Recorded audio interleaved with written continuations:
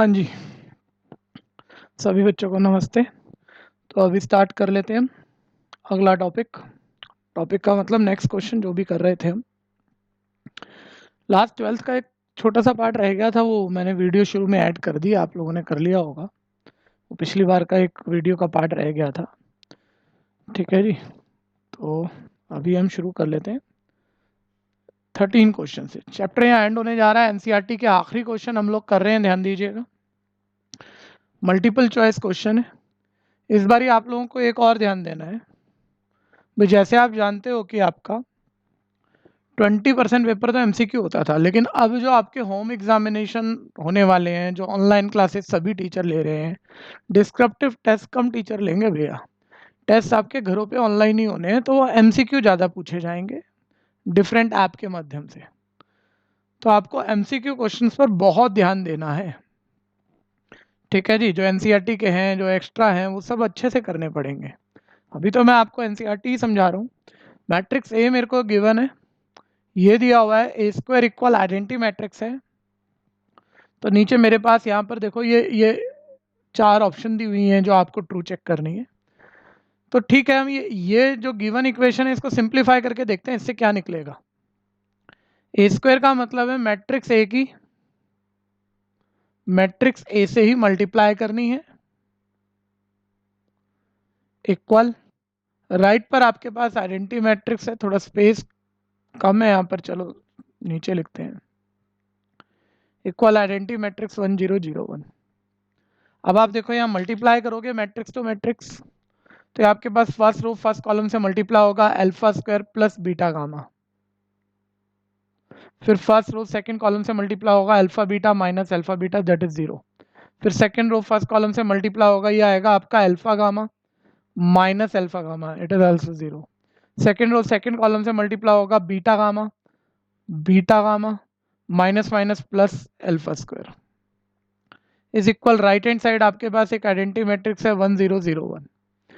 ठीक है जी, अब आप देखो, अगर अब ध्यान दीजिएगा, अगर ये दोनों मैट्रिक्स इक्वल हैं तो कॉरस्पॉन्डिंग एलिमेंट इक्वल होने चाहिए, यानी आप या alpha square plus beta gamma is equal 1 लिख सकते हो। और अदर पॉसिबिलिटी से भी देखना, मैट्रिक्स अगर इक्वल है तो हर पोजीशन के एलिमेंट इक्वल हैं, 0 इक्वल 0 0 इक्वल 0।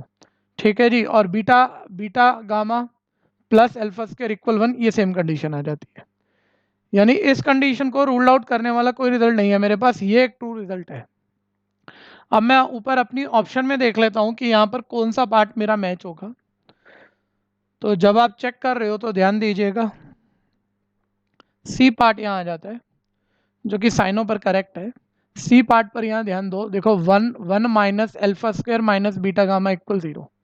इस अल्फा स्क्वायर बीटा गामा को आप राइट ले जाओ, 1 minus alpha square minus beta gamma equal 0। Answer है सी पार्ट। करते रहिए, देखिए जहाँ साथ साथ हो पाए वहाँ साथ साथ करते रहें। वेटिंग टाइम देना आसान क्वेश्चनों में थोड़ा मुश्किल सा हो जाता है, बहुत आसान है, सुनते रहो करते रहो। जहाँ दिक्कत लगे वहाँ पॉज करके कर लीजिएगा। अगले क्वेश्चन पे चलते हैं। चैप्टर एंड होने जा रहा है बच्चों आज, ध्यान से देख लीजिएगा। लेकिन ये सिर्फ एनसीईआरटी है और ये 12th की तैयारी सिर्फ ऐसे होती नहीं है, इसका एक्स्ट्रा भी करेंगे। लेकिन अभी हम जरा कुछ चैप्टर बेसिक बेसिक पढ़ लें, उसके बाद हम एक्स्ट्रा शुरू करेंगे ढंग से। बोलता है ए सिमेट्रिक मैट्रिक्स भी है, यहाँ गिवन देखो इस क्वेश्चन में 14 क्वेश्चन में कह रहा है ए इज अ मैट्रिक्स। ठीक है जी, if the matrix A is both symmetric and skew symmetric. A symmetric और स्क्यू दोनों मैट्रिक्स है। ए सिमेट्रिक मैट्रिक्स है मतलब ए का ट्रांसपोज ए होगा, ए स्क्यू सिमेट्रिक है यानी ए का ट्रांसपोज नेगेटिव ए होगा। तो वहां पर मल्टीपल चॉइसेस में आपको दिया हुआ है कि ए डायगोनल मैट्रिक्स है, कि ए जीरो मैट्रिक्स है, कि ए स्क्वायर मैट्रिक्स है, कि कुछ भी नहीं है। तो आप कहोगे सर ऐसे कैसे बताएं किस तरह का मैट्रिक्स ए है। आप देखो यहाँ पर ए अगर सिमेट्रिक था तो ए का ट्रांसपोज ए होना चाहिए, स्क्यू था तो ए का ट्रांसपोज नेगेटिव ए होना चाहिए। फ्रॉम 1 एंड 2 देखो क्या कंक्लूड कर सकते हो, दो इक्वेशन जिसकी लेफ्ट हैंड साइड इक्वल है तो राइट भी इक्वल होगी। शिफ्ट करो ये ए प्लस ए 2 इक्वल 0 आ जाएगा, ए 0 बाय 2 0, यानी ए यहाँ पर एक जीरो मैट्रिक्स है, ऐसा आपका प्रूफ हो जाएगा। तो हम यहाँ कह सकते हैं कि ए जीरो मैट्रिक्स है, यानी ये बी ऑप्शन मेरा आंसर आ गया। कर लेना, सिर्फ सुनने से काम नहीं चलेगा, करते रहिए, साथ साथ करते रहिए।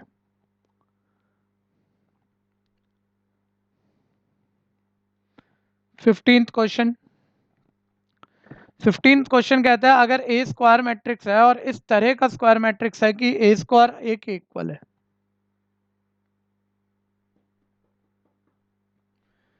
कि ए स्क्वायर ए के इक्वल है, तो वो कह रहा है मेरे को यहां पर कि आई प्लस ए की होल क्यूब -7 ए की वैल्यू निकालनी है। ठीक है भैया, आई प्लस ए का होल क्यूब -7 ए का वैल्यू निकालना है। एक बात जरूर ध्यान देना, मैट्रिक्स मैट्रिक्स का एक्चुअली आइडेंटिटी मैट्रिक्स यहाँ पर आपके पास आइडेंटिटी एक मैट्रिक्स है, एक मैट्रिक्स है, उन दोनों का एडिशन एक मैट्रिक्स है और उसका होल क्यूब करना है। तो इस पर आप ये होल क्यूब वाला फॉर्मूला जो है आपके पास ऑलरेडी से तैयार होता है सर, ए प्लस बी का होल क्यूब फॉर्मूला तो हमें याद होता है, A cube plus 3a² B plus 3ab² plus B cube. लगाना तो नहीं चाहिए बच्चों, क्योंकि ऑलरेडी जो आपने प्रूफ किया है ये अलजेब्रा पर, कांस्टेंट पर, नंबर सिस्टम पर प्रूफ फॉर्मूला है, जबकि यहाँ मैट्रिक्स का क्यूब करने जा रहे हैं और सब बच्चे जानते हैं मैट्रिक्स का क्यूब एलिमेंट का क्यूब होता नहीं है। लेकिन तो भी जब हम इसे मैट्रिक्स के कंटेक्स्ट में फॉर्मूला प्रूफ करते हैं तो सेम ही आता है, होल स्क्वायर वाले, होल क्यूब वाले, होल पावर 4 वाले फॉर्मूले बायनोमियल पे सेम ही आते हैं, इसलिए हम इसे यूज कर सकते हैं। तो पहली बार ही आप अगर होल क्यूब खोल रहे हो तो ये मत सोच लेना अलजेब्रा का फॉर्मूला लग रहा है, मैट्रिक्स एडिशन पे भी होल क्यूब का फॉर्मूला सेम रहता है। तो ए प्लस बी का होल क्यूब फॉर्मूला ये आपके पास आएगा ए क्यूब यानी आई क्यूब प्लस 3a² बी यानी 3i² इंटू ए प्लस 3ab² 3i इंटू ए स्क्वायर प्लस बी क्यूब यानी कि ए क्यूब -7 है। ये मैंने पूरा ऐसे सिंप्लीफाई कर लिया, और सिंप्लीफाई ध्यान देना मैं यहाँ करूंगा इसे। तो देखो आइडेंटिटी मैट्रिक्स को जितनी मर्जी बारी मल्टीप्लाई करो आपस में, आइडेंटिटी को 2 बारी 3 बारी जितनी मर्जी बारी मल्टीप्लाई करो, आधा आता आइडेंटिटी मैट्रिक्स ही है, तो इसे आप आइडेंटिटी लिखो। आइडेंटिटी का स्क्वायर भी आइडेंटिटी होगा। ठीक है भैया, इधर आइडेंटिटी इंटू ए स्क्वायर का क्या करें सर, ये गिवन था, ध्यान देना कि ए स्क्वायर ए के इक्वल होगा, तो ए स्क्वायर की जगह आप यहाँ पर ए लिख सकते हो। सर ए क्यूब का क्या करें, जब तक ये एक्सपोनेंट नोटेशन पावर नोटेशन हम कैसे इसे ऐड माइनस करेंगे, बात तो ठीक है। अब ध्यान दीजिएगा, थोड़ा यहाँ देख के काम चला लीजिए। ए क्यूब को मैं ए स्क्वायर इंटू ए लिख सकता हूँ, करेक्ट, और ए स्क्वायर का मतलब आपके पास ए था, आप यहाँ ए डालो, दोबारा ए स्क्वायर हो गया, और ए स्क्वायर का मतलब ए था, फिर ए लिखो। तो ए क्यूब को रिड्यूस करते हुए टर्न वाइज टर्न आप ए दिखा सकते हो, ध्यान दीजिएगा। ठीक है, तो इस ए क्यूब की जगह मैं ए लिख सकता हूँ -7 टाइम ऑफ ए। फिर आपको अगर आइडेंटिटी एलिमेंट जब मैट्रिक्स में मैं पढ़ा रहा था और याद हो, तो मैं कह रहा था आइडेंटिटी मैट्रिक्स एक ऐसा मैट्रिक्स होता है कि ए मैट्रिक्स की आइडेंटिटी से पोस्ट मल्टीप्लाई करो या प्री मल्टीप्लाई करो, आएगा ए मैट्रिक्स ही। यह आप सबको अच्छे से याद होना चाहिए, ए मैट्रिक्स की आइडेंटिटी से पोस्ट या प्री मल्टीप्लाई करने पे ए मैट्रिक्स ही आता है। अब इस प्रॉपर्टी को हम यूज कर लेते हैं, देखो आइडेंटिटी की ए मैट्रिक्स से मल्टीप्लाई करने पे ए आता है, प्री करो या पोस्ट करो आता ए है। तो ये पूरा स्टेप आपका इस तरह से सेट हो जाता है। ठीक है जी, और अब आप चेक कर लो, 3a प्लस 3a 6 है प्लस ए 7 है -7 है, ये कट हो गया आपका आंसर, यहाँ आपके पास आइडेंटिटी मैट्रिक्स बच गया। ठीक है जी, तो अब आप देख लो इसमें सी पार्ट आपकी, सी ऑप्शन आपकी आंसर आ गई।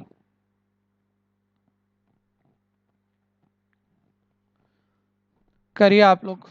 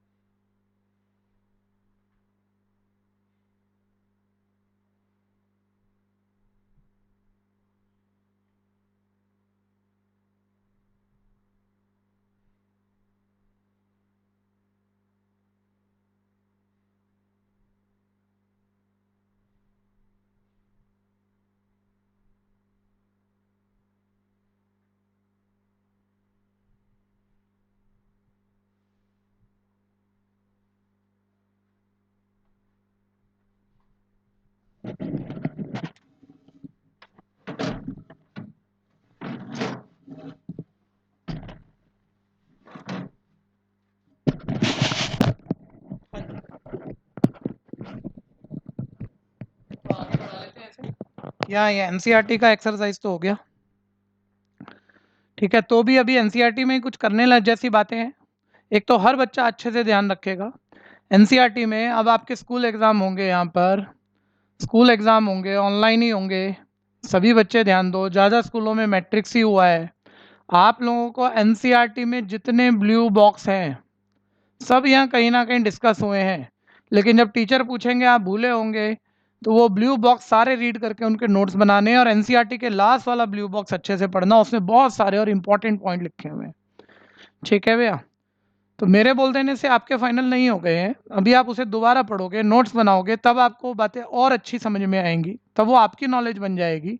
और फिर आप उस पर मल्टीपल चॉइस क्वेश्चन, आपके टीचर थोड़ा इधर उधर करके भी पूछते हैं, तो आप उसका आंसर कर पाओगे। एक एक ब्लू बॉक्स ध्यान से पढ़ना जो एनसीईआरटी में है, उसकी बहुत ज़्यादा इंपॉर्टेंस है, ये ध्यान दीजिएगा, ठीक है जी। इसके अलावा भी एनसीईआरटी में अभी मैंने क्या एक एक्सरसाइज का एक एक क्वेश्चन आपको लगभग लगभग समझाया है, ठीक है। एग्जाम्पल भी हमेशा सारे करने होते हैं बच्चों। एनसीईआरटी में 28 एग्जाम्पल्स हैं। उन 28 एग्जाम्पल में सारे तो करने लायक नहीं कि मैं बोर्ड पे टाइम लगाऊं, आपको जरूर करने हैं। जितने बढ़िया और अच्छे बच्चे अपने हैं वो जरूर वो 28 एग्जाम्पल करेंगे, ध्यान दीजिएगा, ठीक है जी। लेकिन उसमें एक एग्जाम्पल बहुत इंपॉर्टेंट है, वो मैं आपको करा देता हूँ। वो एग्जाम्पल नंबर 27 है। एग्जाम्पल नंबर 27 मार्क कर लो, बुक्स हैं तो बुक में मार्क कर लो, रजिस्टर लेके बैठे हो रजिस्टर में मार्क कर लो कि एग्जाम्पल 27 बहुत इंपॉर्टेंट है, ध्यान दीजिएगा।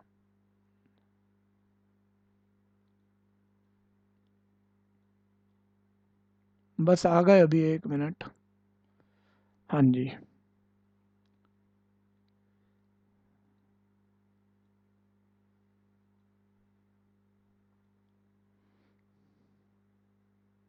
एक मिनट बस में। एग्जाम्पल 27 अगर आ जाए यहाँ पे तो अच्छा रहेगा। हाँ, एग्जाम्पल 27 ध्यान से सुनिएगा, बहुत इंपॉर्टेंट है।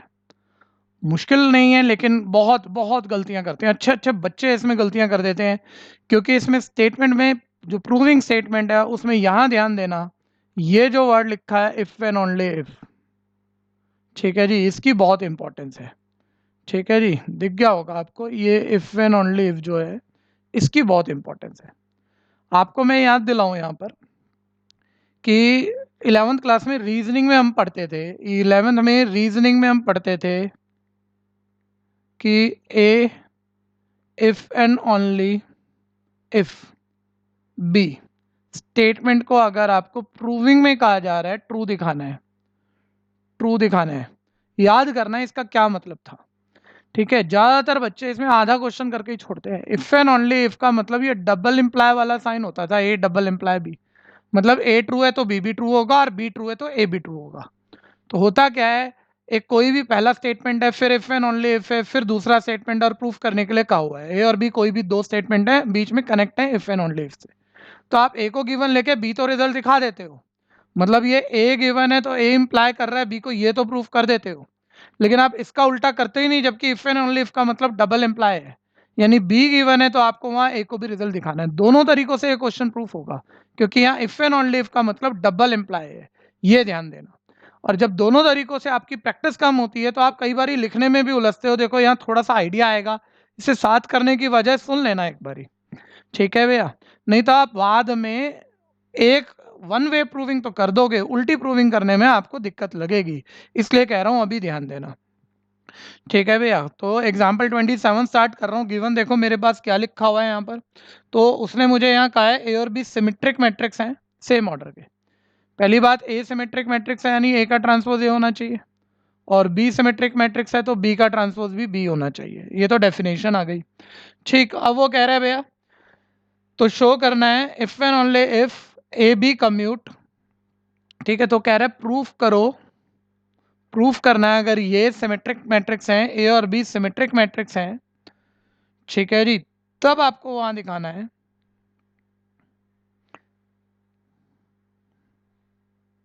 कि ए बी इक्वल बी ए है, ठीक है। देखते रहना, अभी एक बारी रीड मैं आपके लिए कर दूं ये question. A and B are symmetric matrix of same order, then show that A B is symmetric if and only if A and B commute.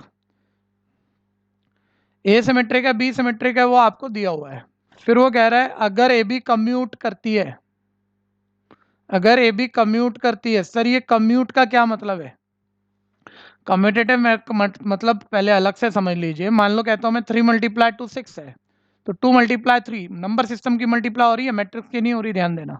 3 into 2 6 है, तो 2 इंटू 3 भी क्या होता है? 6। मल्टीप्लाई नंबर सिस्टम में ऑलवेज कॉम्यूटेटिव होता है, उल्टा पुल्टा मल्टीप्लाई कर लो रिजल्ट सेम आता है। वही बात वो मेरे को यहाँ पर कह रहा है, वो मुझे यहाँ कह रहा है कि अगर ए बी कम्यूट करता है तो ए बी एक सिमेट्रिक मैट्रिक्स होगा। यानी आप ऐसे समझो, ए बी कम्यूट करता है, ए बी बी ए के इक्वल है, तो if and only if A B is symmetric matrix. ठीक है भैया, या आप इसको उल्टा भी पढ़ लो, कोई फर्क नहीं पड़ता। मैं देखो इसको ऐसे लिखता हूं जैसे बुक में लिखा है ना, इसलिए मैं थोड़ा सा बार बार पढ़ रहा था। A B is symmetric matrix, book में ऐसे लिखा हुआ है बच्चों। ए बी कोई सिमेट्रिक मैट्रिक्स है if and only if A B commute करता है। ए बी कम्यूट करता है यानी ए बी इक्वल बी है। ये पूरी एक स्टेटमेंट है जो उसने प्रूफ करने के लिए कही है। अब थोड़ा ध्यान देना, ए बी सिमेट्रिक मैट्रिक्स है, सिमेट्रिक मैट्रिक्स है, और वो आपको यहाँ कह रहा है अगर ये सिमेट्रिक मैट्रिक्स है तो if and only if A B equal B A होगा। इसका मतलब क्या है पहले ध्यान दीजिएगा। गिवन में दिया हुआ है ए बी सिमेट्रिक मैट्रिक्स है, ठीक है जी, सिमेट्रिक है। तो प्रूफ क्या करना है? ए बी कम्यूट करता है यानी ए बी इक्वल बी है, लेकिन बीच में connector if and only if का डबल इंप्लाई का साइन चल रहा है, यानी आप ये प्रूफ कर भी दो तो भी आपके आधे नंबर है। अगर ये ट्रू है, ए बी सिमेट्रिक है, तो आपको A B equal B A दिखाना है, और उसका उल्टा अगर A B equal B A true है तो आपको ए बी सिमेट्रिक भी दिखाना है। दोनों प्रूविंग करनी है, ध्यान देना। तो ये डबल इंप्लाई वाला यानी if and only if connector से ये स्टेटमेंट वैलिड होगी। ठीक है भैया, अब ध्यान से देखिएगा। अब मैं यहाँ प्रूफ स्टार्ट कर लेता हूँ। ए बी सिमेट्रिक मैट्रिक्स का तो मतलब बच्चों गिवन से स्टार्ट कर रहा हूँ, ध्यान देना, गिवन से स्टार्ट कर रहा हूँ। अगर ए बी सिमेट्रिक मैट्रिक्स है तो आपको याद होगा किसी मैट्रिक्स का ट्रांसपोज उसी मैट्रिक्स के इक्वल होता है जो सिमेट्रिक मैट्रिक्स। अगर ए बी सिमेट्रिक है तो उस ए बी का होल ट्रांसपोज, इस पूरी मैट्रिक्स का ट्रांसपोज इसी के इक्वल होगा। ये क्लियर? यहाँ ब्रैकेट खोलो, देखो रिवर्सल लॉ ऑफ ट्रांसपोज लगा दो, ए बी का whole transpose B transpose A transpose equal A B, ऐसे लिख सकते हो। गिवन में आप ध्यान देना, गिवन में हम इन दोनों रिजल्ट को 1 मान लेते हैं। आपको पता है ए और बी सिमेट्रिक मैट्रिक्स ए और बी का ट्रांसपोज ए और बी था, यानी फ्रॉम वन आप बी के ट्रांसपोज की जगह बी, ए के ट्रांसपोज की जगह ए लिख सकते हो, और B A equal A B है। यानी देखिए अब आपका प्रूफ आ गया, ए बी हमने यहाँ सिमेट्रिक मैट्रिक्स लिया था और हमने प्रूफ कर दिया A B B A equal है। A B B A equal है यानी ए बी कॉम्यूटेटिव, ए और बी मल्टीप्लाई पर कॉम्यूटेटिव है। अब लेकिन इसका उल्टा भी प्रूफ करूंगा। गिवन है ए बी इक्वल बी ए और प्रूफ करना है ए बी सिमेट्रिक मैट्रिक्स है। ठीक है भैया, यहाँ बच्चे थोड़ा सा उलझ जाते हैं, वो बहुत ध्यान दीजिएगा। ठीक है जी, कि वो रिवर्स नहीं सोच पाते। एक्चुअली जब हम पहला वाला रिजल्ट प्रूफ कर रहे थे, देखो हमने गिवन वाली स्टेटमेंट उठाई थी कि ए बी सिमेट्रिक है, सॉरी यहाँ ए बी सिमेट्रिक है यानी ए बी का ट्रांसपोज ए बी, और उसे सिंप्लीफाई किया था। तो जब आप रिवर्स स्टेटमेंट प्रूफ करते हैं, मैथ्स में 2-4 बारी आएगा 12th में, जब आप रिवर्स स्टेटमेंट प्रूफ करते हैं इफ एंड ओनली इफ में, उसका उल्टा वाला ट्रू दिखा रहे होते हैं, तो आपको लगता है आप गिवन को ही सिंप्लीफाई कर लोगे और ट्रू प्रूफ बना दोगे। ये नहीं होता है इसमें, ये नहीं होता है, ध्यान रखिएगा। आपको ए बी सिमेट्रिक प्रूफ करनी है, आप इस प्रूविंग को ला पाओगे। ठीक है, गिवन को सिंप्लीफाई नहीं कर पा रहे आप, ए बी इक्वल बी ए को कोई सिंप्लीफिकेशन नहीं हो पा रहा। अगर मैं सीधी सीधी बात करूं तो A B symmetric matrix proof करना है, देखो हो जाएगा। कैसे? आप ए बी को एक नाम दे दो, ए बी को क्यू नाम दे देते हैं, और अगर क्यू का ट्रांसपोज क्यू आ गया तो ये अभी सिमेट्रिक प्रूफ हो जाना है। अब क्यू का ट्रांसपोज क्यू कैसे आएगा? ट्रांसपोज बोथ साइड करो तो क्यू का ट्रांसपोज इक्वल ए बी का होल ट्रांसपोज हो जाएगा। क्यू का ट्रांसपोज इक्वल, ध्यान से देखते रहना, क्यू का ट्रांसपोज इक्वल, इधर होल ट्रांसपोज खोलोगे रिवर्सल लॉ लगाओगे, बी ट्रांसपोज ए ट्रांसपोज आ जाएगा। क्यू का ट्रांसपोज वो गिवन है आपके पास, ए और बी सिमेट्रिक है, ए और बी का ट्रांसपोज ए और बी है, उसकी जगह आप बी ए लिख दोगे। ठीक है जी, और अब ध्यान देना, अब की बारी गिवन है आपके पास ए बी बी ए बराबर है। अभी क्यू का ट्रांसपोज आप क्यू लिख नहीं पा रहे क्योंकि क्यू का मतलब तो ए बी है और यहाँ ए बी नहीं बी ए बना हुआ है। लेकिन बहुत ध्यान देना, ये गिवन है ए बी बी ए बराबर है, तो इसे आप यहाँ यूज करोगे। राइटिंग स्पेस उतना हो नहीं पा रहा मेरे पास, चलिए ऊपर लिखता हूँ। क्यू का ट्रांसपोज इज इक्वल बी ए की जगह आप इस गिवन से बाय गिवन बी ए की जगह आप ए बी लिख सकते हो। ठीक है जी। अब यहाँ क्यू का ट्रांसपोज ए बी का मतलब क्यू आ गया, क्यू का ट्रांसपोज क्यू आ गया, यानी आप बोल सकते हो क्यू इज सिमेट्रिक मैट्रिक्स। ये भी प्रूफ हो गया। अब आप चेक कर लो, ये क्वेश्चन दोनों तरीकों से हम प्रूफ कर पाए हैं। ध्यान से करिएगा, सबसे इंपॉर्टेंट एग्जाम्पल है। ठीक है, पढ़ के करिएगा, ऊपर क्या स्टेटमेंट लिखे हैं, करिए। अब करिए आप सब।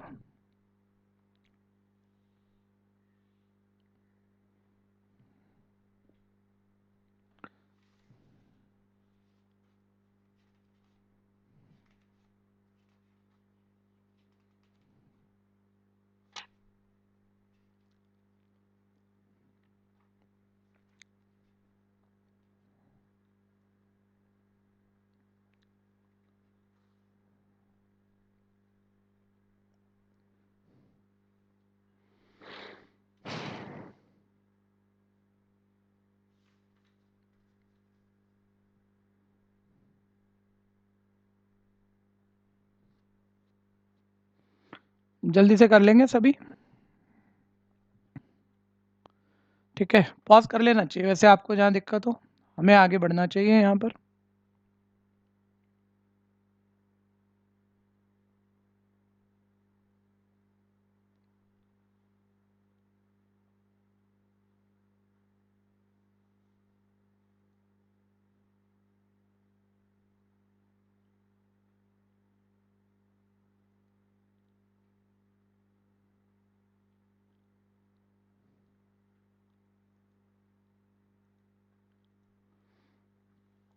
इसके बाद भैया एनसीईआरटी में अभी मैं मैट्रिक्स चैप्टर पे ही चल रहा हूँ, सब बच्चे ध्यान से सुनते रहें। इसके बाद एग्जाम थ्योरम नंबर 4 है एक, थ्योरम नंबर 4 पेज नंबर 91 पर है।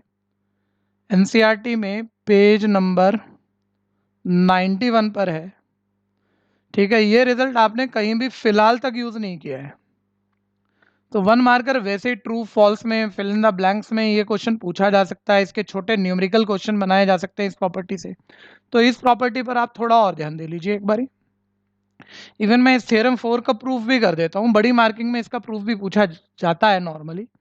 ठीक है, पेज नंबर 91 पे गए हैं। देखिए जो गैप्स हैं वो पूरे कर रहा हूँ, जो आप एनसीईआरटी के हैं, अभी एक्स्ट्रा की बात नहीं कर रहा मैं।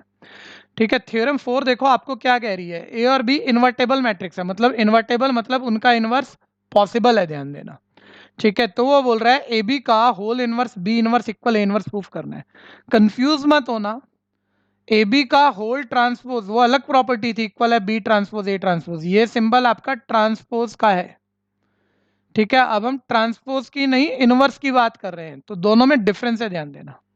ए बी का whole inverse equal B inverse into A inverse होता है, ये हमें इस वक्त ट्रू प्रूफ करना है।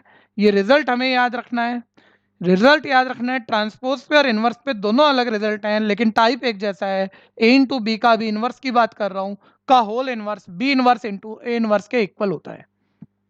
ठीक है जी। अब आप कहोगे सर प्रूफ कैसे करोगे, भाई प्रूफ भी आ जाता है कई बारी 4 मार्क में, तो कैसे प्रूफ करोगे?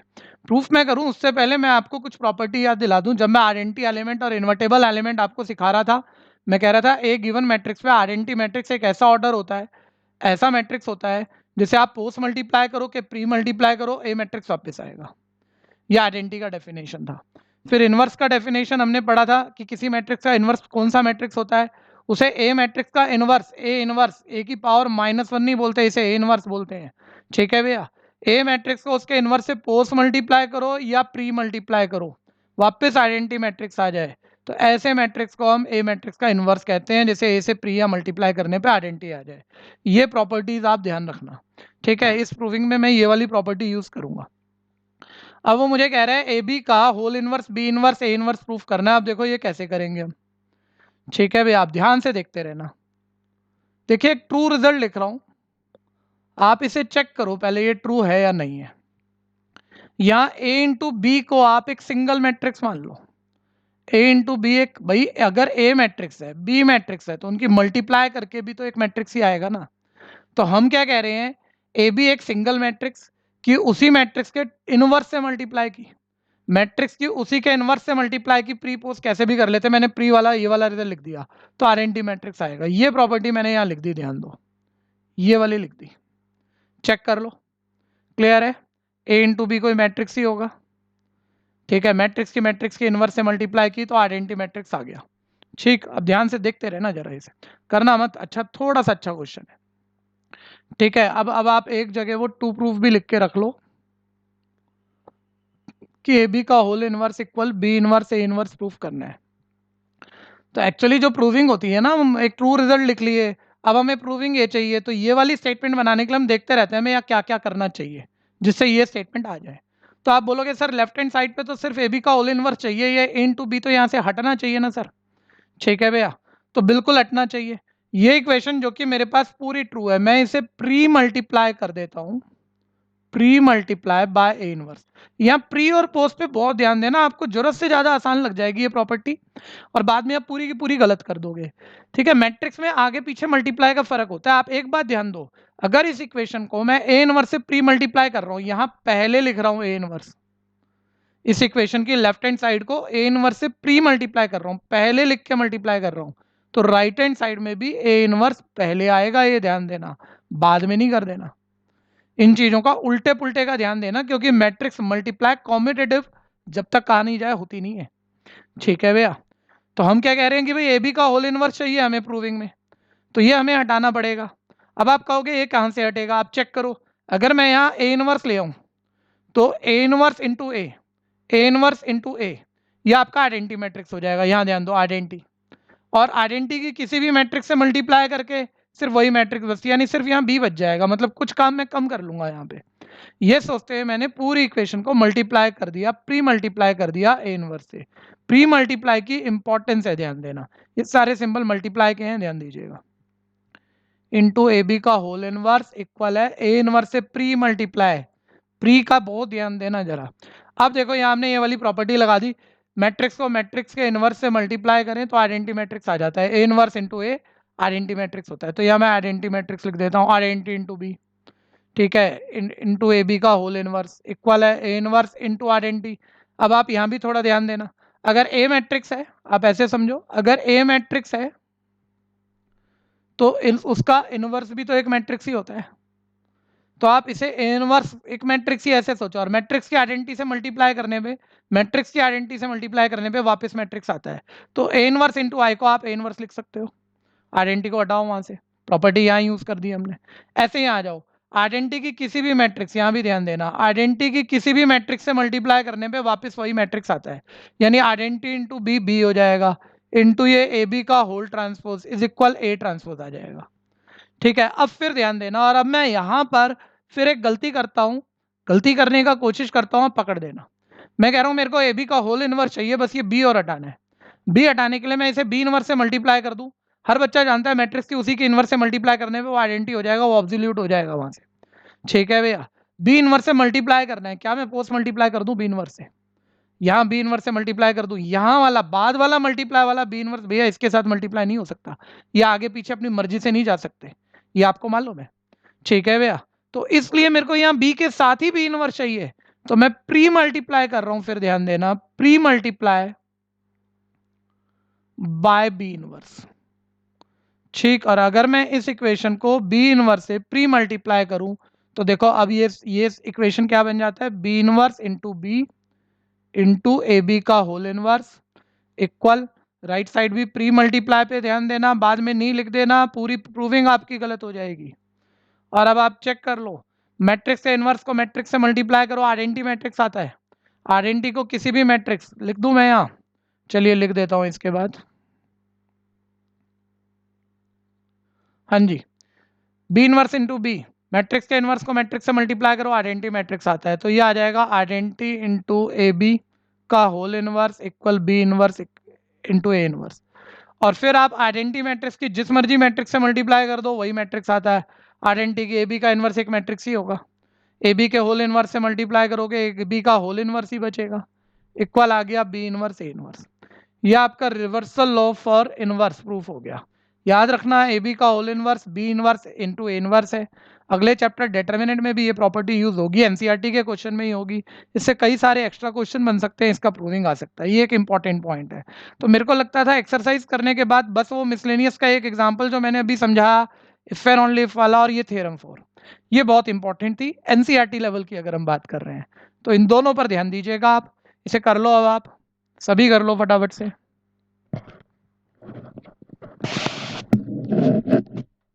बस मैं अभी ज्वाइन कर रहा हूँ आपको, आप कर लीजिए।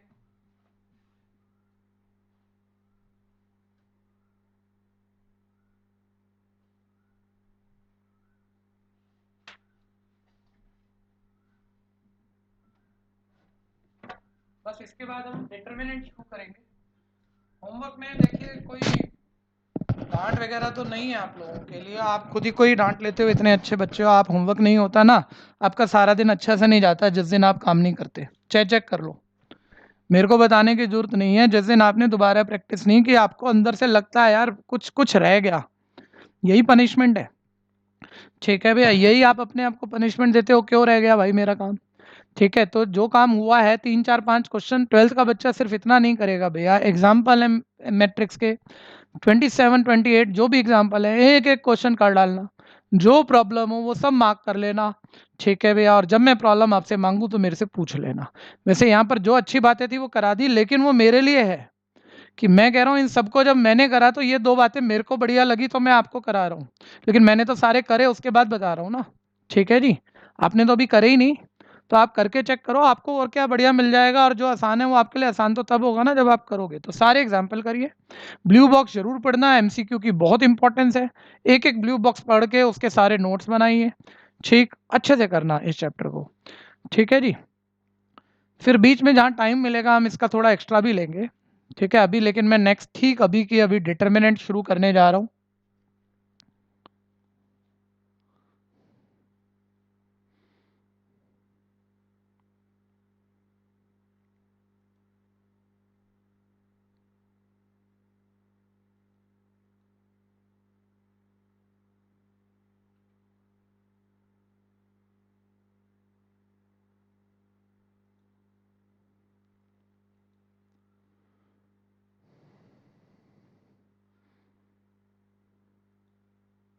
ये तो हो गया ना। हाँ, तो एग्जाम्पल ये वाला तो हो गया था।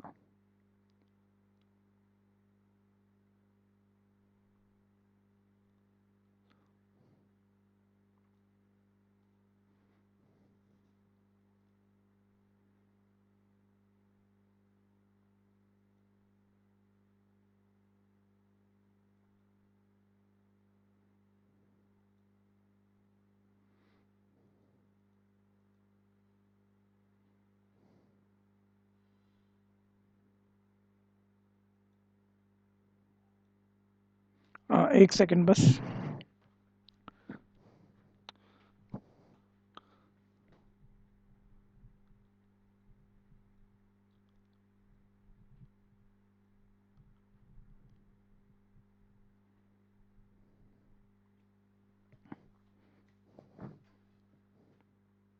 हाँ जी, चैप्टर 4 स्टार्ट कर रहे हैं अभी हम, डिटरमिनेंट।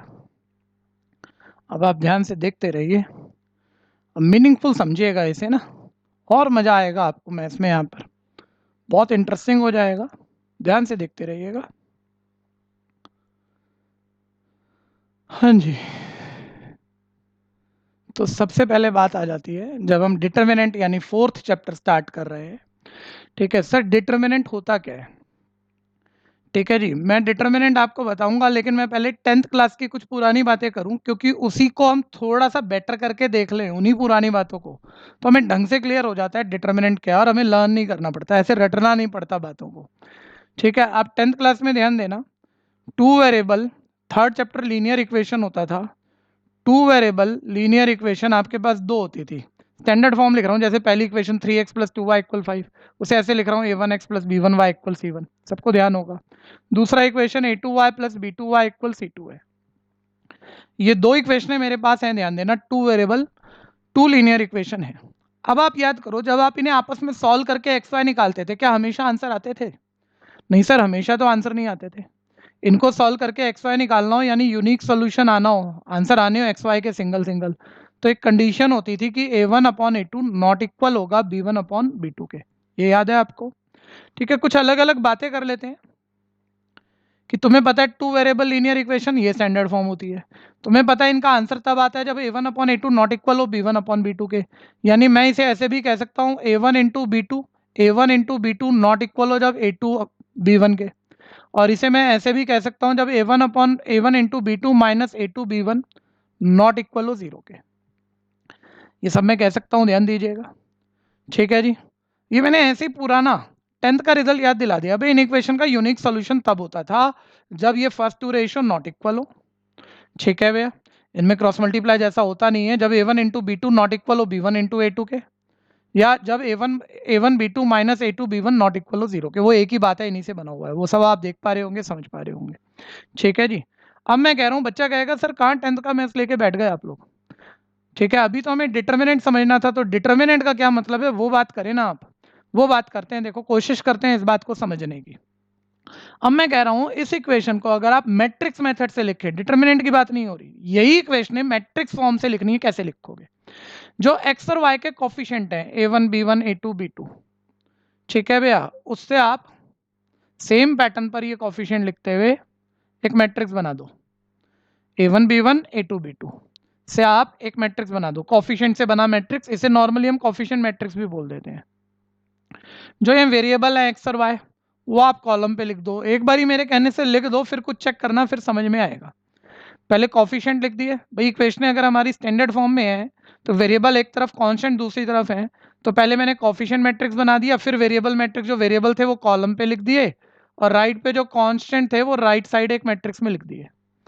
ठीक है, वो आपके पास टू वेरिएबल दो इक्वेशनें थी, यह आपके पास एक मैट्रिक्स इक्वेशन है। बड़ा कंसेप्ट है, बहुत ध्यान से समझना। सुनने के बाद आसान लगेगा, ठीक है भैया, लेकिन अभी आपके लिए बहुत बड़ी बात है। मैं कह रहा हूं ये एक मैट्रिक इक्वेशन है, पहले आप चेक कर लो कुछ गलत तो नहीं लिखा, क्योंकि आपको ऐसे ही लिखवा दिया गया है। आप चेक करो, जब आप मैट्रिक्स टू मैट्रिक्स मल्टीप्लाई करोगे तो ये रो इस कॉलम से मल्टीप्लाई होगी, यानी ये आएगा a1x प्लस b1y। ठीक है, इसे मैं मिटाऊंगा, लेकिन आप सिर्फ चेक करने के लिए देख लीजिए। a1x पहली रो पहले कॉलम से मल्टीप्लाई प्लस b1y। अब पहली रो के का कोई दूसरा कॉलम नहीं है मल्टीप्लाई करने को, तो दूसरे कॉलम में तो कुछ है नहीं। अब सेकंड रो की फर्स्ट कॉलम से मल्टीप्लाई करो, ये आएगा a2x plus b2y equal right side as it is. अब आप चेक करो, जब मैट्रिक्स इक्वेट करोगे वापस ये इक्वेशन बनेगी ना। तो मैं बस यहाँ अभी आपको इतना समझाना चाह रहा हूँ, टू वेरिएबल लीनियर इक्वेशन जो कि अपनी स्टैंडर्ड फॉर्म में थी, उसे मैट्रिक्स मेथड से लिखें उस इक्वेशन को, तो ऐसे लिखा जा सकता है। ठीक है, इतना क्लियर है।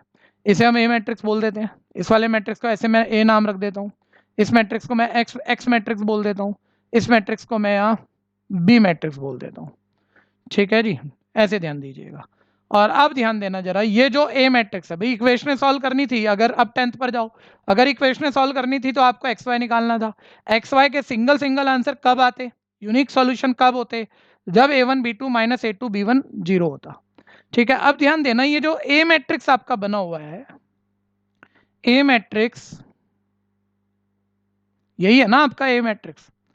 ठीक है भैया, अब इस ए मैट्रिक्स में ध्यान देना, जब a1 b2 minus a2 b1, ये जो क्वांटिटी है, ये क्वांटिटी जब जीरो नहीं होगी। अब ध्यान से देखो, ये मैट्रिक्स के अंदर दिख रहा है आपको a1 इंटू b2। अगर मैं ऐसे ही पैटर्न की बात करूं, माइनस a2 इंटू b1, ये जो भी क्वांटिटी है, ये क्वांटिटी जब जीरो नहीं होगी, जब भी तो इस इक्वेशन का यूनिक सॉल्यूशन होगा। ठीक है भैया, और इसी क्वांटिटी को इस मैट्रिक्स का डिटर्मिनेंट कहा जाता है। ये ध्यान दीजिएगा, डिटर्मिनेंट को डीईटी करके भी लिखते हैं, डेट भी बोल देते हैं कोई लोग। इसी मैट्रिक्स, ये जो वैल्यू है, ये जो नंबर आया मेरे पास, यही नंबर डिटर्मिनेंट है इस मैट्रिक्स का। तो मैट्रिक्स का, इसमें देखो, ये तो एक पैटर्न है, कोई डेफिनेशन पूछ ले तो आप डेफिनेशन में क्या बोलोगे? डेफिनेशन में ऐसे बोलते हैं, एक मैट्रिक्स, वैसे तो वर्ड मैं बेटर करूं स्क्वायर मैट्रिक्स, लेकिन स्क्वायर का कंटेक्स्ट मैंने समझाया नहीं, अभी समझाऊंगा। एक मैट्रिक्स थोड़ा बेटर, स्क्वायर को अभी समझ लेंगे।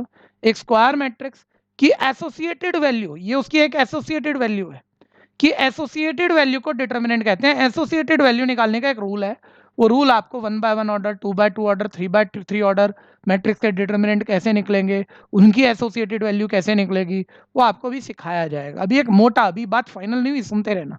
मोटे तौर पे मैंने क्या बताया कि मैट्रिक्स इक्वेशन सॉल्व कब होती है, यूनिक सोल्यूशन कब आता है, आंसर कब आता है, अगर अगर टू वेरिएबल इक्वेशन, अब देखो वर्ड बढ़ा रहा हूँ धीरे धीरे, टू वेरिएबल इक्वेशन सॉल्व करनी है तो उसमें आंसर कब आता है, जब ये कंडीशन ट्रू हो।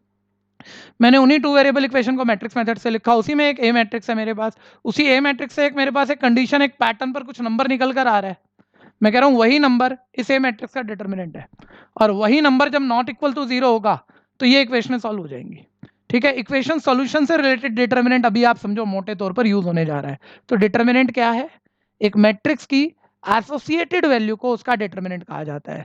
ये एसोसिएटेड वैल्यू कैसे निकालते हैं वो आपको बताया जाएगा। ठीक है, जैसे 2x2 ऑर्डर में तो देख लो ये पैटर्न ये रहा सामने, किसी 2x2 ऑर्डर मैट्रिक्स का डिटर्मिनेंट निकालना है, डायगोनल की मल्टीप्लाई माइनस, इसे हम ऑफ डायगोनल कहते हैं, ऑफ डायगोनल की मल्टीप्लाई, यही मैट्रिक्स का डिटर्मिनेंट है। ठीक है जी, अभी लेकिन कई क्वेश्चन बचे हैं, ध्यान से सुनते रहना। इसे डिटर्मिनेंट कहा जाता है, कोई तो नाम दोगे ना, इसे हमने डिटर्मिनेंट नाम दे दिया। कैसे लिखेंगे अभी सब धीरे धीरे करके बता रहा हूं, लेकिन बच्चा बोलेगा सर आप ऐसे कह रहे थे अभी कि एक स्क्वायर मैट्रिक्स नहीं, स्क्वायर मैट्रिक्स की एसोसिएटेड वैल्यू, एक खास तरीके से निकली वैल्यू को डिटर्मिनेंट कहा जाता है। ठीक है, जो कि एक पर्पस के लिए यूज होती है हमारी। तो ये स्क्वायर मैट्रिक्स की आप जिद क्यों कर रहे हो? जब मैं कह रहा हूं कि मैट्रिक्स इक्वेशन सॉल्यूशन से रिलेटेड, उसकी कंडीशन से रिलेटेड डिटर्मिनेंट कोई टर्म है, तो आप एक बार ही बताओ, एक टू वेरिएबल इक्वेशन दे देता हूं मैं, टू वेरिएबल इक्वेशन दे दी, ठीक है, इसका आप एक यूनिक सॉल्यूशन, सिर्फ यूनिक सॉल्यूशन पॉसिबल हो पहले प्रूफ कर दो और फिर निकाल दो। तो कोई भी बच्चा जानता है सर एक टू वेरिएबल सिंगल इक्वेशन का यूनिक सॉल्यूशन नहीं होता, उसके इनफाइनाइट सॉल्यूशन होते हैं। इसका ग्राफ बनाओगे, पूरी लाइन है, लाइन पर हर पॉइंट इसको सेटिस्फाई कर रहा है, हर पॉइंट इसका सॉल्यूशन है, इसका यूनिक सॉल्यूशन नहीं है। तो आप जरूर जानते होंगे, अब आप ऐसे समझो कि वन वेरिएबल इक्वेशन एक ही इक्वेशन से उस वन वेरिएबल का आंसर आ जाता है। टू वेरिएबल इक्वेशन, ध्यान से सुनना, टू वेरिएबल इक्वेशन सॉल्व करके एक्स वाई निकालना हो तो दो इक्वेशनें चाहिए होती है। तो अब आप ऐसे समझो, अगर डिटर्मिनेंट में किसी इक्वेशन को सॉल्व करना, यूनिक सॉल्यूशन लाने से रिलेटेड कोई कंडीशन है, तो वन वेरिएबल वाली इक्वेशन एक ही इक्वेशन से सॉल्व होकर एक्स दे देती है। टू वेरिएबल इक्वेशन, यहां ध्यान देना। तो चलिए, बस अभी तो हमारे यहाँ लाइट चली गई है इस वक्त, तो अभी क्लास रोकनी पड़ेगी बच्चों। ठीक है, ये रिकॉर्डिंग मैं यहीं स्टॉप करूंगा, ये थोड़ा बहुत जो चल रहा है फिर दिक्कत होगी, बाकी अगली क्लास करेंगे।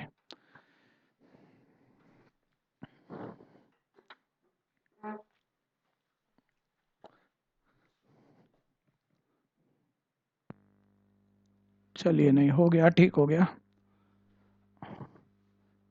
ठीक हो गया, बात पूरी करेंगे, सुनते रहना, सुनते रहना। हाँ जी, तो दोबारा फोकस बनाओ। मैं कह रहा था वन वेरिएबल एक ही इक्वेशन है तो उससे सॉल्व होकर ऐसे शिफ्ट करके एक्स निकाल लेते हो ना।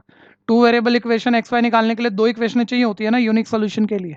ठीक है, और यूनिक सोल्यूशन सॉल्व करने के लिए जो एक्स वाई के जो कॉफिशिएंट है, दो इक्वेशनें हैं, इनके कॉफिशिएंट से कोई मैट्रिक्स बनाओगे तो 2x2 ऑर्डर का ही बनेगा ना। ऐसे ही आप ऐसे समझो, थ्री वेरिएबल इक्वेशन हो, लिख नहीं रहा हूं, एक रफ आइडिया ले लेना, x plus Y plus Z equal 3, ऐसे ऐसी तीन इक्वेशनें हो, तो सॉल्व करोगे एक्स वाई जेड निकालने के लिए पहले एक इक्वेशन चाहिए, दो या तीन, तो आप कहोगे तीन, उसमें एक्स वाई जेड के कॉफिशिएंट से जो मैट्रिक्स बनाओगे वो किस ऑर्डर का बनेगा? 3x3 ऑर्डर का। ठीक है भैया, तो उसी का डिटर्मिनेंट पॉसिबल है, क्योंकि ये मैट्रिक्स इक्वेशन सॉल्व करने से रिलेटेड कॉन्सेप्ट है, ध्यान दीजिएगा। तो रूल है, आप एनसीईआरटी वगैरह पढ़ोगे, आपको कुछ एक्सप्लेनेशन उससे मिलेगा, कुछ नहीं मिलेगा। रूल है, डिटर्मिनेंट मैट्रिक्स की एसोसिएटेड वैल्यू है, किसी एक खास पैटर्न से निकाली जाती है। पैटर्न अभी आपको सिर्फ 2x2 ऑर्डर के बताए गए हैं, बाकी भी बताए जाएंगे। किसी एक खास पैटर्न से निकाली जाती है। पर्पस क्या है? Equation one variable, two variable, three variable, equation को सॉल्व करने के लिए जो कंडीशन, यूनिक आंसर लाने के लिए जो कंडीशन हमें चाहिए होती है, वो कंडीशन हम डिटर्मिनेंट से चेक कर लेते हैं, डिटर्मिनेंट से इक्वेशन सॉल्व कर लेते हैं। ठीक है जी, तो अब आप ये नोट बना लीजिए, डिटर्मिनेंट किसे कह रहे हैं, एक एग्जाम्पल से बताया है, पूरा नोट कर लीजिए, ऐसे सोच के करिएगा। ठीक है, बेटर है ये, थोड़ा सा कंसेप्ट बेटर है, एकदम से कुछ बच्चों के दिमाग में नहीं जाएगा, ज्यादातर के दिमाग में जाएगा, लेकिन कुछ के दिमाग में नहीं जाएगा, टेंशन मत लेना, आउट ऑफ स्कोप है। ठीक है, कोई नहीं पूछ रहा है आपसे, ये तो मैं वैसे ही जिद कर रहा हूँ आपको कि जो समझ सकते हैं वो समझ लें। ठीक है भैया, बाकी ये चैप्टर तो बहुत आसान, बहुत मजेदार है, सीधा सीधा अभी निकलाएगा।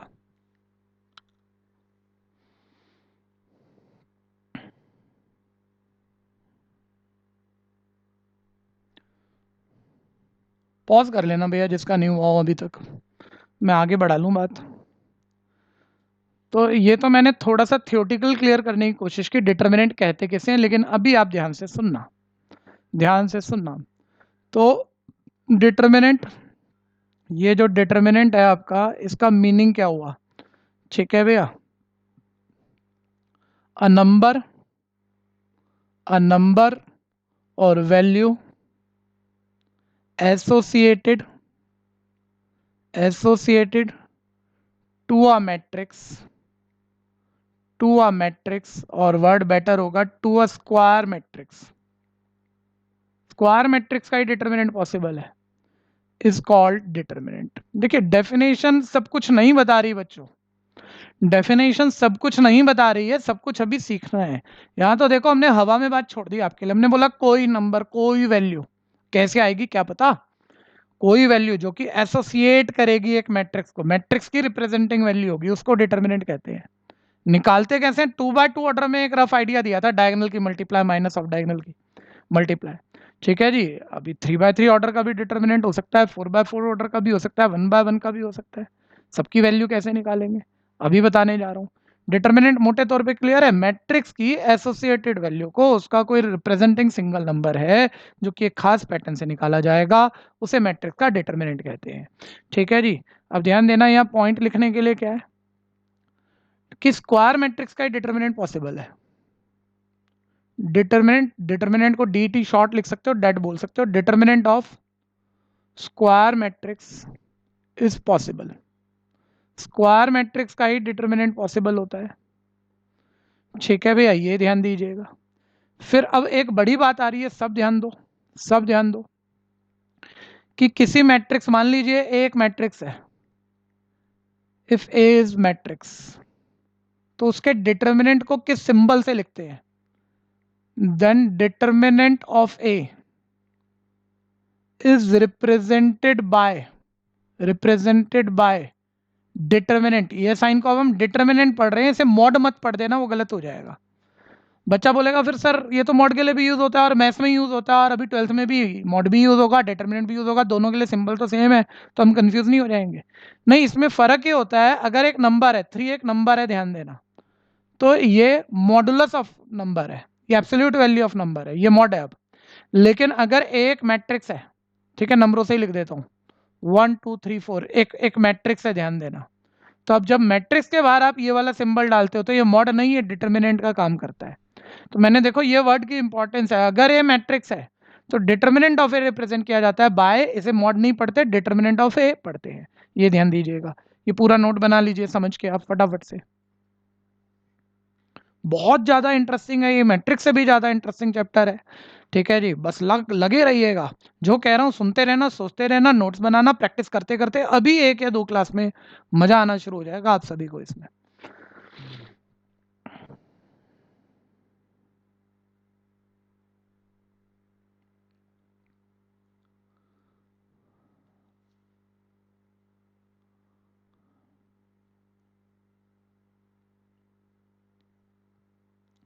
ठीक है जी, तो डिटर्मिनेंट आपको क्लियर हुआ, बार बार रिवाइज करते जाओ। मैट्रिक्स का एसोसिएटेड नंबर का रिलेटेड नंबर कैसे निकालेंगे सीखेंगे, को डिटर्मिनेंट कहते हैं।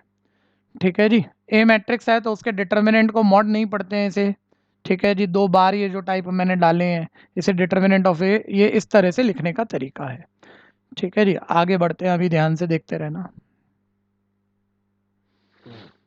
अब यहाँ आप ऑर्डर पे आ जाओ, किस तरह के मैट्रिक्स को कैसे सॉल्व किया जाता है, कितने ऑर्डर वाले मैट्रिक्स को, 1 बाय 1 2 बाय 2 ऑर्डर के मैट्रिक्स को किस किस मेथड से हम निकालते हैं।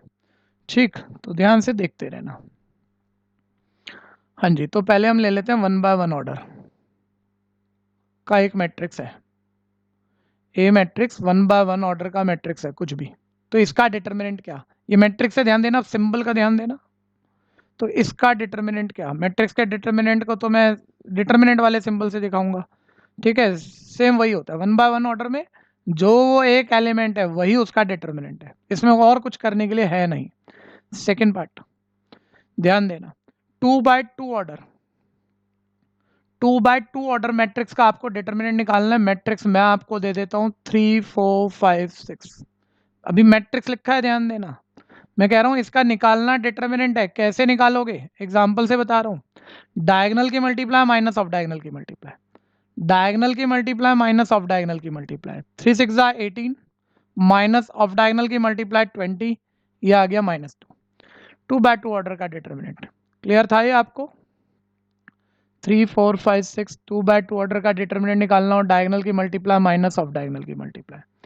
ठीक है जी, कर लीजिए। फिर आगे 3 बाय 3 ऑर्डर सीखें, ये बेटर है, इसी पर आपका पूरा चैप्टर चलना है, ध्यान दीजिएगा। 3 बाय 3 ऑर्डर हो गया होगा, सिंपल सा है, नोट बनाते चलें साथ साथ। अब 3 बाय 3 ऑर्डर साथ मत करना, क्योंकि इसकी वैल्यू निकालना नहीं आया, जो कि बहुत आसान है प्रैक्टिस पे, लेकिन शुरू में थोड़ा सा टाइम लगता है, शुरू में टाइम जरूर लगेगा, और नहीं आया तो आप बेकार की कंफ्यूजन अपने लिए बना लोगे। ठीक है जी, तीसरे पार्ट पर आ गया मैं। 3 बाय 3 ऑर्डर का डिटर्मिनेंट कैसे एक्सपेंड किया जाता है। ठीक है, मैं इसे पहले स्टेप बाय स्टेप समझा देता हूँ। 3 बाय 3 ऑर्डर की एक मैट्रिक्स लिख रहे हैं हम, तो ऐसे 3 रो 3 कॉलम होंगे। अब की बार एग्जाम्पल नहीं ले रहा हूँ मैं, एग्जाम्पल नहीं ले रहा, ध्यान देना, पोजीशन से बात कर रहा हूँ। एलिमेंट की पोजीशन लिख दी है, ये पहली रो पहला column A11 A12 A13 A21 A22 23 31 32 33। ठीक है जी, 3 बाय 3 ऑर्डर का मैट्रिक्स है, एक मैट्रिक्स है। अब हम कह रहे हैं भैया इसका डिटर्मिनेंट निकालो। ठीक है भैया, तो स्टेप क्या है ध्यान देना, 4 स्टेप में मैं ये बात लगभग लगभग आपको समझा देता हूँ, 4 स्टेप में। ठीक है जी, वैसे आसान होता है, लेकिन शुरू में किसी को कंफ्यूजन ना लगे, इसलिए थोड़ा सा बढ़ा के बोल रहे हैं। करने को तो मैं एक लाइन में भी कर दूं और आपको भी समझा दूं, लेकिन चलने दो, तोड़ो, हर तरह के बच्चे देख रहे हैं वीडियो में, किसी को दिक्कत ना आए। स्टेप वन में क्या करना है आपको ध्यान देना। पहली बात, किसी मैट्रिक्स का आपको डिटर्मिनेंट निकालना है, तो उसके टोटल 6 तरीके हैं 3 बाय 3 ऑर्डर मैट्रिक्स के डिटर्मिनेंट निकालने के, 6 वे हैं, ध्यान देना। इसमें पहला पॉइंट ये लिख लेना, इसमें सॉरी 6 वेज हैं इसको इवेल्युएट करने के। ठीक है, इसको R1 रो से एक्सपेंड किया जा सकता है, R2 रो से, R3 रो से, C1 कॉलम से, C2 कॉलम से, C3 कॉलम से, किसी भी रो से एक्सपेंड किया जा सकता है, किसी भी कॉलम से एक्सपेंड किया जा सकता है। टोटल 6 तरीके हैं। एक्सपेंड करने का क्या मतलब है, मैं नेक्स्ट स्टेप में आपको बताने जा रहा हूँ। ठीक है, ध्यान से देखते रहना। ठीक है, 6 तरीके हैं इसकी वैल्यू निकालने के। ठीक, अब इसमें हम खाली एक तरीका ले रहे हैं, R1 रो से एक्सपेंड कर रहे हैं। तो R1 रो से कैसे एक्सपेंड होता है ध्यान देना। रो का चलो मैं बहुत सारे स्टेप ना लेके एक ही स्टेप में इसे कंप्लीट करता हूँ, ध्यान से सुनते रहना, एक स्टेप में। ठीक है, बहुत आसान होता है, बस अभी जल्दबाजी नहीं करना। पहली रो से एक्सपेंड कर रहा हूँ, इसकी वैल्यू निकाल रहा हूँ। पहली रो का फर्स्ट एलिमेंट लो, जो भी है आपके पास, A11, सिंपल। लेकिन ये जो पहला एलिमेंट लिया, इसका कोफिशिएंट साइन प्लस का भी हो सकता है, जो है वो भी हो सकता है, और इवन चेंज भी करना पड़ सकता है। ठीक है जी, अब आप कहोगे सर सेम रहेगा या चेंज करें, ये कैसे डिसाइड होगा? ठीक है भैया, ये डिसाइड होगा -1 की पावर, ये जो पोजीशन है इनका सम आप ऊपर रख लो, पोजीशन का सम ऊपर रख लो। ठीक है, ये आई और ये जे कहते हो ना, आई और जे का सम ऊपर रख लो। ये एक इवन नंबर है, तो देखो माइनस की पावर इवन प्लस, यानी ये वही साइन रह जाएगा। लेकिन अगर ये पोजीशन का सम ऑड होता है, यहाँ पर मान लो यहाँ 1 यहाँ 2 होता, ऑड होता, तो माइनस की पावर 3, फिर ये माइनस आ जाता। ठीक है, वैसे इसके बहुत सारे शॉर्टकट होते हैं, लेकिन शुरुआत तो आपको ऐसे ही करनी पड़ेगी। ठीक है, मैं क्या कह रहा हूँ, पहला एलिमेंट लो A11, उसका कोफिशिएंट साइन प्लस माइनस कुछ भी आ सकता है, तो -1 की पावर, ये पोजीशन जो है इनका सम लिख दो, तो अपने आप इसका साइन पता लग जाएगा, प्लस का आना चाहिए कि माइनस का। इतना क्लियर है? पहले इसकी मल्टीप्लाई करनी है आपको, इस पहले एलिमेंट की मल्टीप्लाई करनी है। सर किससे? इस पहले एलिमेंट को लीड करने वाला रो छोड़ दो, इसको लीड करने वाला कॉलम छोड़ दो। ध्यान से देखो ऊपर, इस पहले एलिमेंट को लीड करने वाली पूरी रो और पूरा कॉलम छोड़ दो। ये जो 2 बाय 2 ऑर्डर इधर दिख रहा है आपको, देखो 4 एलिमेंट दिख रहे हैं, इसके डिटर्मिनेंट 2 बाय 2 ऑर्डर के डिटर्मिनेंट से आपको इसकी मल्टीप्लाई करनी है। ठीक है जी, ये फर्स्ट मेंबर बना मेरा, पहला एलिमेंट आ गया इस कैलकुलेशन का, ऐसे समझो। ठीक है जी, अभी थोड़ा सा खास लगा होगा, लेकिन पैटर्न यही है जो बार बार करना है, अभी काम हुआ नहीं है, ध्यान से सुनते रहना। मैं इसे यहां से हटा दूं, मैं कह रहा हूं पहले एलिमेंट का काम हो गया, अब प्लस, अब सेकेंड एलिमेंट, पहली रो से एक्सपेंड कर रहे हो, बोलो पहली रो का सेकेंड एलिमेंट क्या है? A12, लेकिन इसका कोफिशिएंट साइन सेम भी रह सकता है, सेम तो यहाँ प्लस था ना, कुछ नहीं तो प्लस बोल लो, चलो अभी तो। ठीक है, तो साइन सेम भी रह सकता है, चेंज भी हो सकता है। वो कैसे होगा? इसकी मल्टीप्लाई करो, -1 की पावर -1 की पावर ये जो पोजीशन है उसके सम से, यानी 1 + 2 से। ठीक है भैया, करना मत भैया, इसमें शॉर्टकट भी बनेंगे, लेकिन पहले बेसिक सुन लो, फिर शॉर्टकट भी बना दूंगा अभी के अभी। -1 की पावर 1 + 2 से। ठीक है जी, यानी ये -1 की पावर 3 ऑड पावर हो गई माइनस की, तो ये बाहर माइनस आ जाएगा। ठीक है जी, यानी साइन चेंज होगा इसका। ठीक है, पैटर्न तो वही है ना, दूसरा एलिमेंट लिया, -1 की पावर पोजीशन का सम कर दिया। सर इसकी किससे मल्टीप्लाई करें?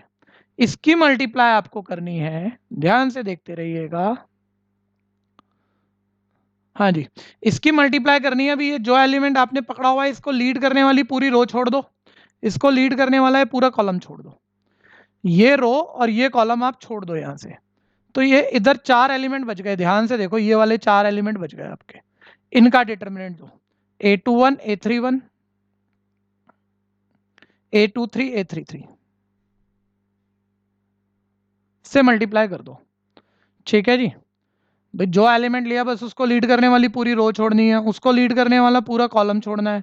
जो ये 4 एलिमेंट आजू बाजू बच गए, इसके डिटर्मिनेंट से मल्टीप्लाई करना है, और पूरी रो से ऐसे ही चलता रहेगा हर एलिमेंट के साथ। अब तीसरे एलिमेंट पे आ जाओ, प्लस A13, इसका भी साइन सेम रहेगा कि चेंज रहेगा, होगा -1, मल्टीप्लाई करो -1 की पावर पोजीशन का सम, यानी 1 + 3 से।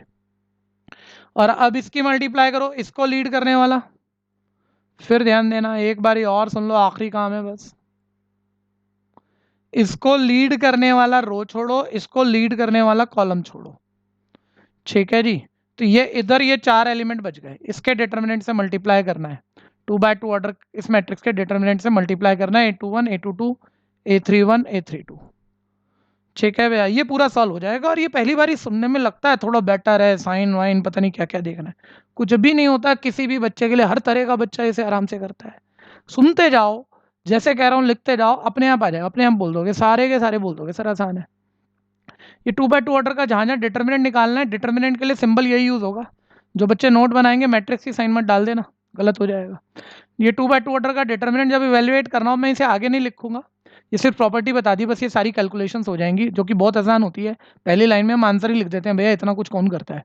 ठीक है, 2/2 ऑर्डर का डिटर्मिनेंट मैं कह रहा था, जब सिंप्लीफाई करना हो तो बस ये डायगोनल की मल्टीप्लाई माइनस ऑफ डायगोनल की मल्टीप्लाई, ऐसे होता है। ठीक, अभी ध्यान से देखते रहना, पहले आप इसे नोट करो, फिर मैं आगे बताऊंगा। अभी इसी की प्रैक्टिस कराऊंगा, मैं नहीं मान रहा है अभी फाइनल हो गया, ये आपने अभी बस कोशिश की है, एक बारी कोशिश हुई है, अभी आप इसे देखो, एक दो बारी सुनो, करो मेरे साथ, अभी आसान हो जाएगा ये बहुत।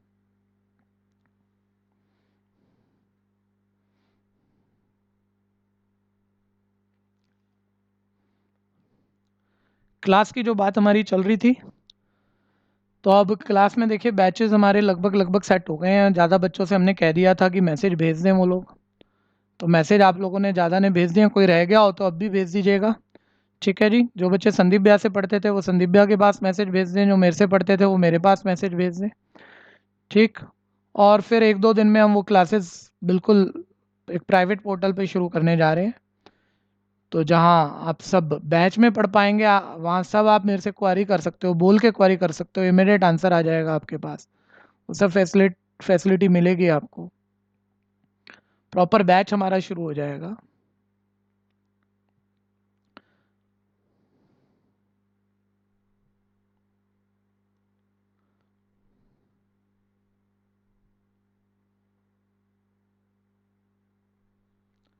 अच्छा, जिन बच्चों ने मेरे साथ सिर्फ मैट्रिक्स किया है और उधर संदीप भैया डिफ्रेंशिएशन करा रहे नहीं किया, अपना बहुत बड़ा नुकसान कर लिया आप लोगों ने।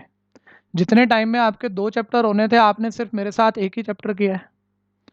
ठीक है भैया, तो सारे बच्चे जितने भी इस वक्त क्लास ले रहे हैं, वो डिफ्रेंशिएशन की देखिए, जितनी भी 10-11 क्लासें निकली हैं, आप रोज का एक एक दो दो क्लास भी करना शुरू करोगे, 4-5 दिन में आपका डिफ्रेंशिएशन पूरा हो जाएगा। बड़ा चैप्टर है बच्चों, बहुत आराम से पूरा कर लोगे। ठीक है, किसी भी हालत में उस चैप्टर को छोड़ना मत, यूट्यूब पे जाओ, सारे बच्चे जाओ। ठीक, इवन आज से सब बच्चे जो यहाँ मेरे बैच में पढ़ रहे हैं, एक एक को ध्यान देना है, यूट्यूब पे जाके एपिसोड 1 से देखना, शुरू से करना, बीच में से मत पकड़ना। ठीक है, सारे क्वेश्चन करो, मेरे को होमवर्क भी करके भेजने की कोशिश करो, और डिफ्रेंशिएशन निपटाओ। जो प्रॉब्लम उसमें रह जाएंगी वो हम देख लेंगे, वो संदीप भैया भी देख लेंगे, वो मैं भी देख लूंगा, वो कोई प्रॉब्लम की बात नहीं है, लेकिन एक एक बच्चे को वो चैप्टर जरूर करना है।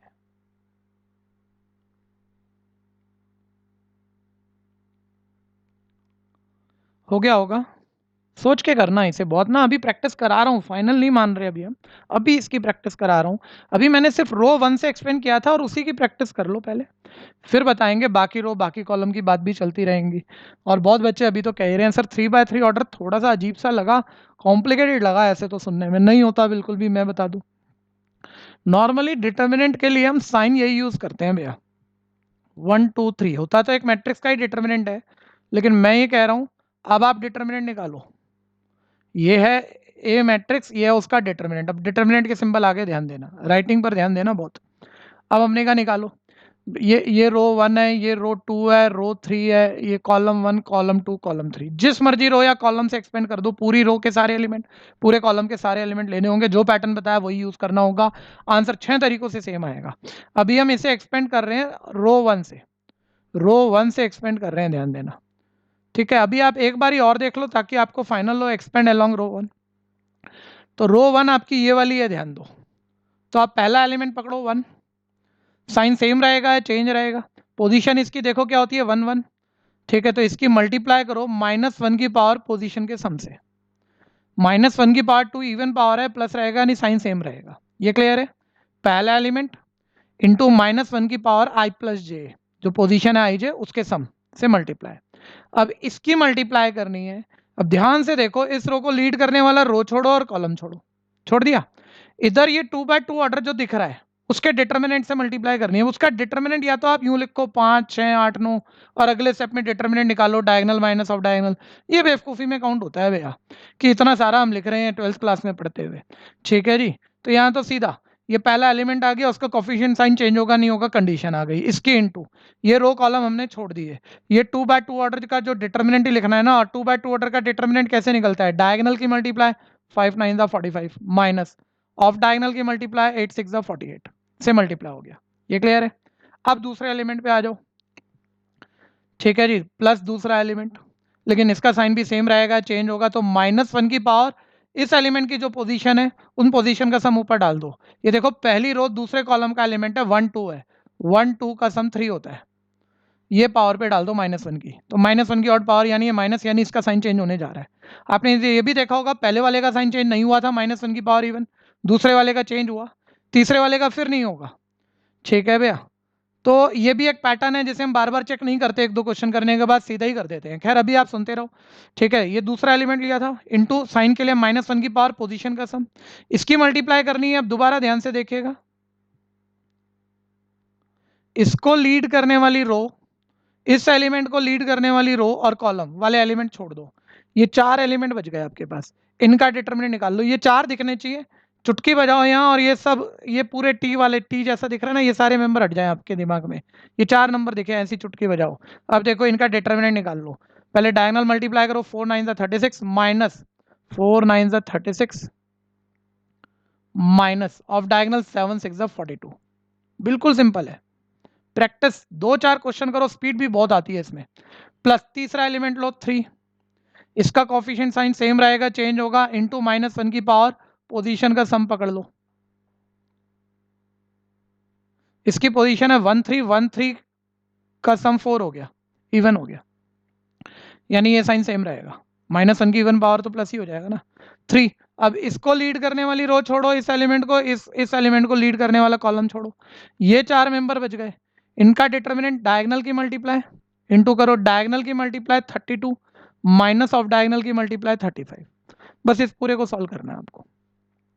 देखो -1 की इवन पावर प्लस ही हो जाएगा, तो +1 बना, +1 की -45 -48 -3, +1 की लिखूं क्या छोटे से, अब अरे तो कोई भी कर लेगा, डायरेक्ट कर लेते हैं। +1 की -3 से मल्टीप्लाई -3, ये -1 की पावर 3 ऑड पावर -1 की 2 से मल्टीप्लाई -2, ये -2 आ गया, चलो लिख देता हूँ तो कोई कंफ्यूजन ना हो, 36 -42 -6, फिर -1 की इवन पावर प्लस हो जाएगा +3 इंटू 32 -35 -3, ये मल्टीप्लाई आप कर दो तो ये आपके पास आ जाएगा यहाँ पर -3 +12 -9, ये डिटर्मिनेंट आपका 0 आ गया, ठीक है जी। इस मैट्रिक्स का डिटर्मिनेंट हमारे पास 0 आ गया, ध्यान दीजिएगा। तो करें, प्रैक्टिस करें फटाफट से 3x3 ऑर्डर का।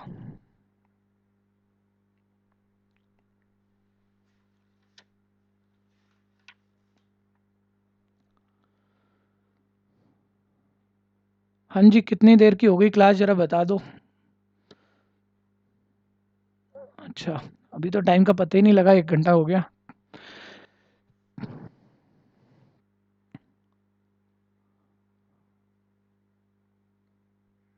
एक छोटा-सा और कर लेते हैं बस, जिसमें एक शॉर्टकट है छोटा-सा कि इतना वो साइन पावर साइन बार-बार देखना पड़ रहा है ना, वो थोड़ा-सा टाइम हमारा ख़राब कर रहा है। ठीक है, वो टाइम आपका बचता है, कोई नहीं यूज़ करता उसे। वो तो पहली बारी के लिए मुझे बोलना पड़ रहा है, नहीं तो आप मुझे ही सिखा दो, इतना आसान होता है ये। ठीक है, फिर ए का डिटर्मिनेंट कोई भी मैट्रिक्स ले लेते हैं, 1 0 5 3 2 1 2 1 3। हमने बोला निकालो इस मैट्रिक्स का डिटर्मिनेंट। ठीक है, चलो 0 अभी नहीं लेता, 2 कर लेते हैं इसे। खैर, क्योंकि कैलकुलेशन कम हो जाती, फिर पूरी बातें बोलने में नहीं आती। मैं कह रहा हूँ ये मान लो आप अभी भी पहली रो से एक्सपेंड कर रहे हो इसे, एक्सपेंड अलोंग R1। तो पहला एलिमेंट लिया, आप साइन देखते हो ना, -1 की पावर पोजीशन का सम। अरे सीधी बात है, ये पोजीशन आपकी 1 1 है, ये पोजीशन 1 2 है, पोजीशन 1 3 है। अगर आप कंसेप्ट से भी सोचोगे, यहाँ पोजीशन का सम इवन है, इसमें पोजीशन का सम इवन है, इसमें 1 2 ऑड है, 1 + 2 3 ऑड है, 1 + 3 4 इवन है। ठीक है भैया, तो -1 की पावर इवन प्लस आएगा, -1 की पावर ऑड माइनस आएगा, -1 की पावर इवन माइनस आएगा। यानी ऑल्टरनेट साइन चल रहे हैं, प्लस माइनस प्लस। ठीक है, तो पहली रो पे तो याद ही रहता रखता है हमें कि पहले एलिमेंट का साइन प्लस रहेगा, फिर माइनस, फिर प्लस, अगर पहली रो से एक्सपेंड कर रहे हैं। ठीक है जी।